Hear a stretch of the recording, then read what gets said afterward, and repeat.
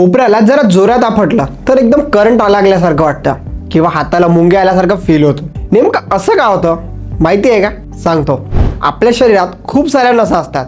त्यापैकी एक महत्वाची नस म्हणजे अल्नार नस. ही नस मणक्यापासून सुरू होऊन खांदा, हात यामधून खाली येते आणि शेवटी करंगडी व तिच्या शेजारच्या बोटांपर्यंत पोहोचते. हाताची हालचाल नीट व्हावी आणि स्पर्श, झटका, दुखणं अशा संवेदना मेंदूपर्यंत पोहोचाव्यात यासाठी ही नस खूप महत्वाची असते. साधारणपणे या नसांना हाड, स्नायू, चरबी आणि त्वचा अशा थरांचं संरक्षण असतं. पण कोपऱ्याजवळ एक छोटासा प्रॉब्लेम आहे. आपण हात जेव्हा बेंड करतो तेव्हा ही अल्नार नस कोपऱ्याच्या आतल्या बाजूला अगदी त्वचेच्या जवळ येते.